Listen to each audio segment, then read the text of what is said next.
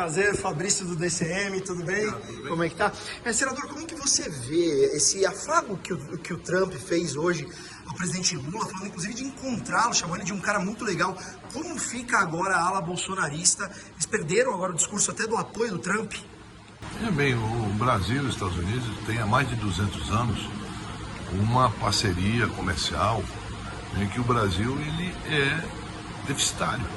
Né? Nós importamos mais do que exportamos. Então, se você vê a balança comercial, as medidas que o presidente Trump tomou contra o Brasil, e não foi só contra o Brasil, ele aumentou a tarifa para vários outros países. Eu acho que se eles puderem ter a oportunidade, o presidente Lula, o presidente Trump, de conversar e de analisar realmente, eu acho que nós pode chegar num bom acordo comercial que interessa tanto para os Estados Unidos, para os consumidores americanos, como interessa para os consumidores brasileiros. Nós não usamos a reciprocidade. Nós mantivemos ainda, até porque se usar a reciprocidade pode prejudicar a população brasileira. E o presidente Lula está pensando no povo brasileiro. Não é na questão de quem é maior, quem é melhor, porque então é sem arroubos, né? Acredito eu que se isso mesmo que está sendo noticiado, dos dois terem se encontrado, mas terem falado alguns segundos ali, mas que foi uma conversa, né, que a imprensa está noticiando, que eu não estava presente, eu não posso... Pode confirmar. Não. Mas seria lógico se puder marcar uma reunião dos dois, certo? Com dois estadistas, sem abrir mão da soberania brasileira. Soberania não é do Lula, não é minha, não é sua, é do povo brasileiro. Tá certo? Então não é uma questão de uma luta minha ou sua, é uma luta do povo brasileiro. O Brasil conquistou essa soberania, conquistou com muita luta. Não foi uma coisa dada de graça.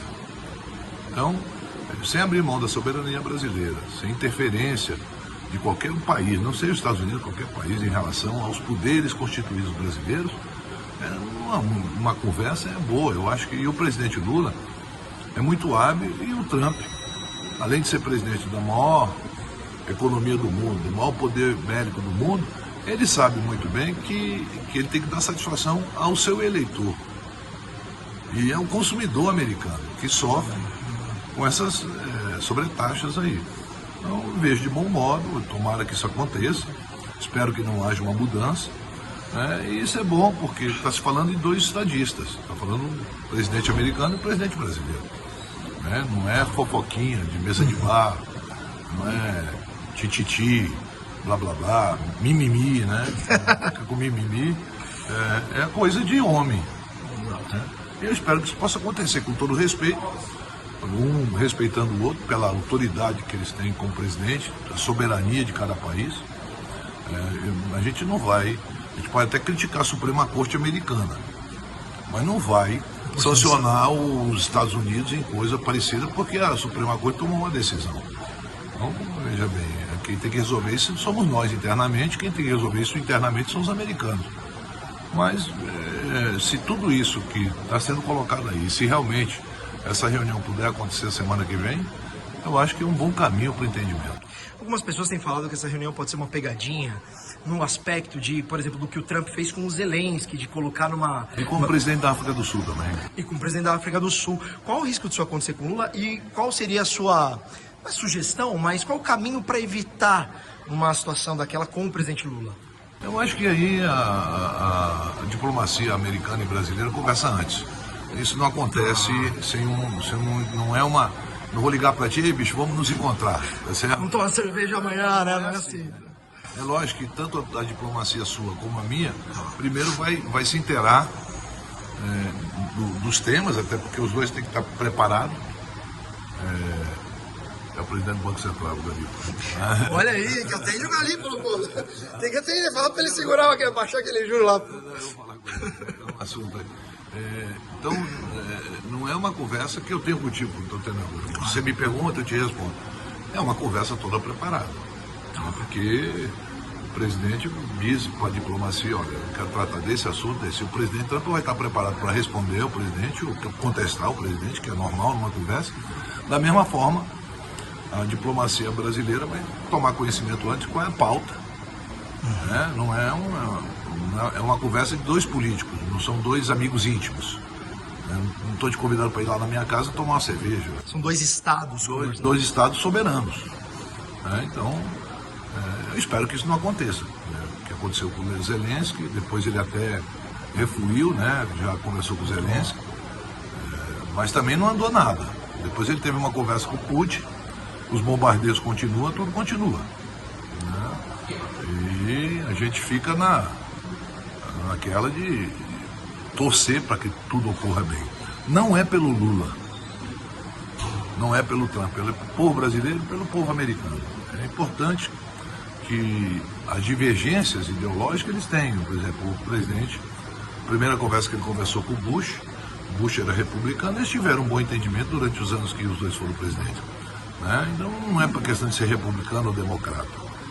Mas também são duas nações, uma importa, outra exporta, uma exporta, outra importa, os dois precisam de matéria-prima ou bens finais, como nós precisamos, de tecnologia, de uma série de coisas deles, mas eles precisam do agro nosso, do nosso café, da nossa laranja, de frutas, de muitas coisas que a gente enviava para os Estados Unidos e hoje tem alguns problemas lá de aumento de preço.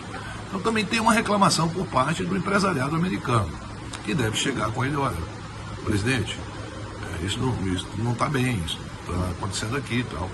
Então, mas eu espero, pelo que as informações que nós tivemos, que foi não foi um negócio frio, não foi um encontro frio, sabe, tudo bem, e sai.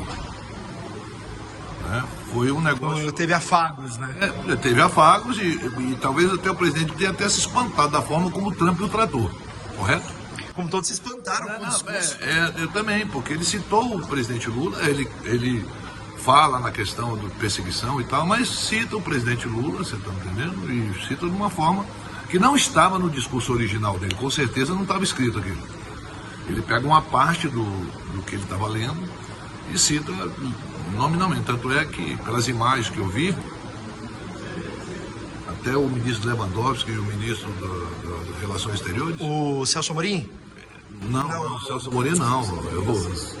É o assessor, eu não vou lembrar agora também, me fugiu. Ainda toca o nome do presidente, olha, está falando em ti, tá certo? O presidente estava ali com o fone. Estava com o tradutor, e o tradutor demora um pouco a mais para te passar, não é literal. Exato, não é nem tempo 100% real. Não, tem um delay ali, né, que quem não sabe inglês, eu também não sei falar, então não posso nem falar dos outros. Tem tradutor mesmo. O tradutor não é em tempo real, tem um delay. Aí o presidente Lula, que está ali ao lado da primeira-dama, os dois até, o presidente ficou olhando lá, até espantado. Então eu acho que isso demonstra a maturidade, tanto do presidente Trump como do governo brasileiro, que é na conversa, no entendimento que a gente chega a um bom termo comum. Eu espero que dê tudo certo. Se der tudo certo, é bom para o povo brasileiro. Com certeza. Certo? Ninguém está torcendo por essa briga, só quem perde não é quem está na presidência, não é o senador que tem um salário bom, tem as prerrogativas que tem. É a população, é o consumidor, uma série de pessoas aí, empresas que têm dificuldade.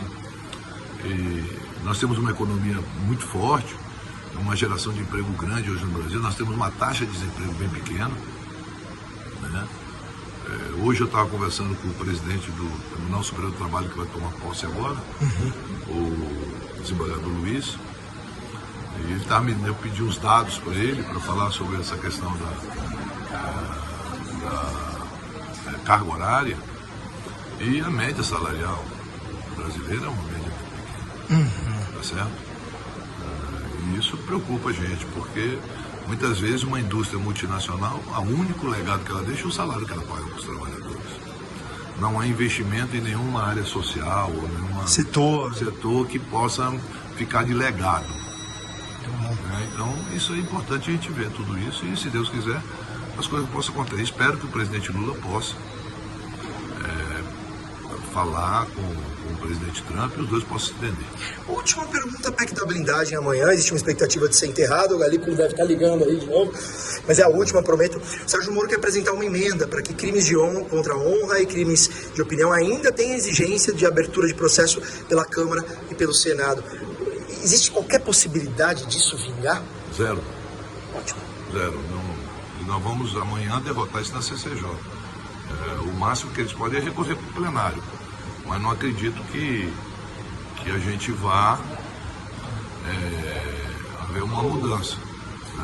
Não, uma emenda é um direito que o senador tem de fazer, já fez outras, como todo mundo faz, pode ser aceita ou rejeitada pelo relator, mas a PEC da prerrogativa, Que é o nome oficial. o nome oficial, eu prefiro falar isso até para não PEC das prerrogativas, acho que nós já temos muitas prerrogativas.